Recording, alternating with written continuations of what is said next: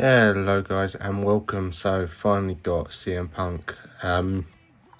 This is a new one that came out recently, so I pre-ordered this from Smith's, and I've wanted CM Punk for a little while now, since I started collecting elite WWE figures.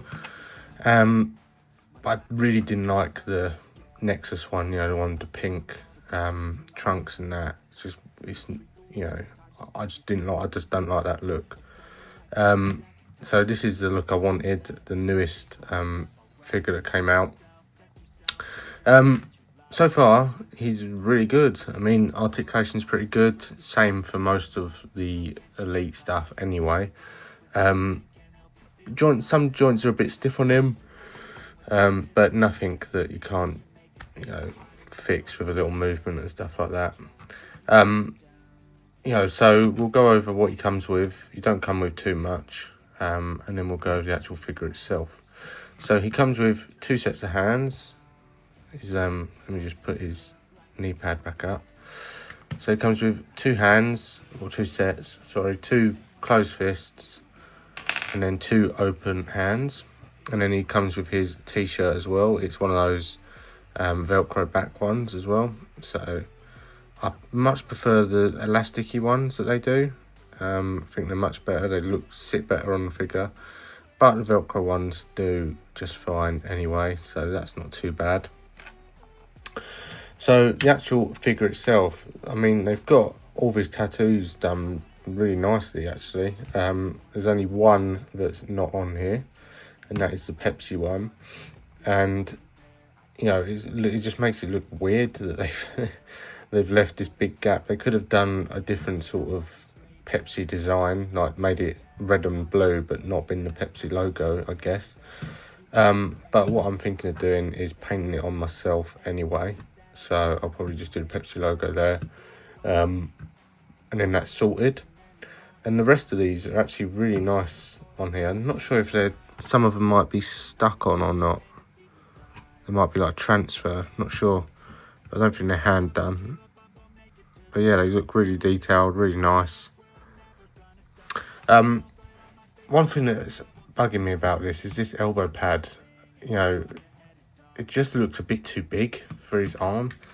And I can't picture him wearing an elbow pad.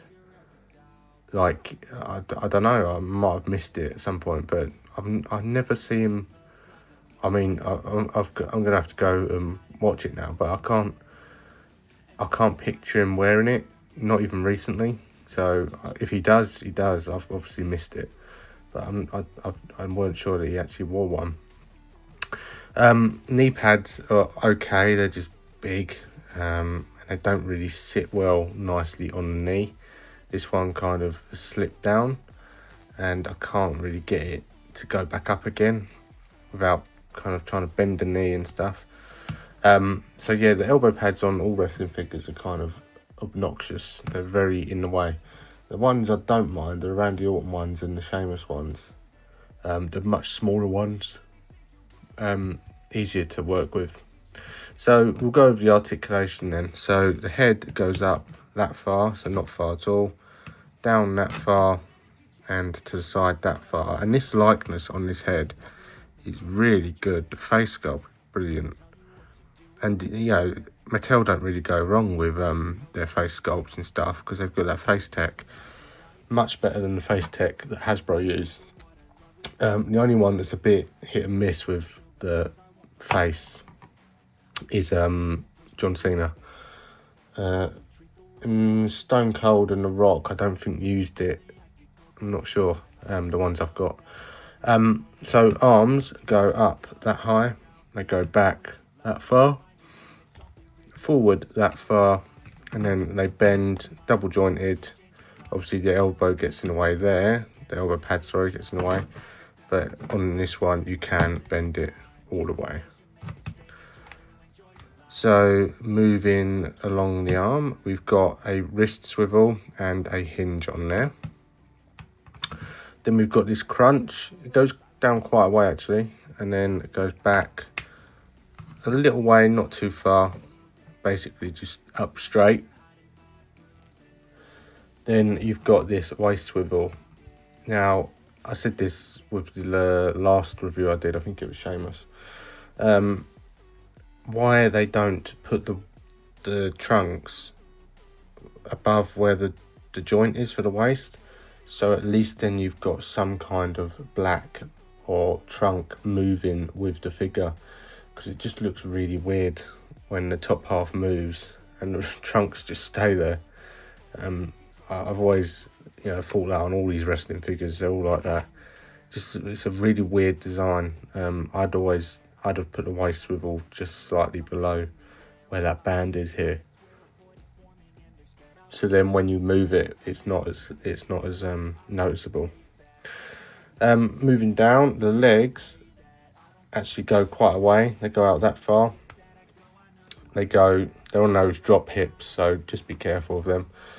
Forward that far, back not that far. You've got that upper thigh rotation. Then you've got double jointed knees, obviously hindered by the elbow, the knee pad. And then you've got this boot swivel. And then a hinge on the foot there and a pivot. So he's actually well articulated. He's a pretty nice figure. And yeah, finally got the best in the world in the collection. And done some shots of him, and they'll be appearing at the end of this review. So yeah, hope you all enjoyed. Don't forget to like, comment and subscribe, and I'll see you next time. Thank you and goodbye. And when they finally think you're wounded, then it's your chance to be ruthless.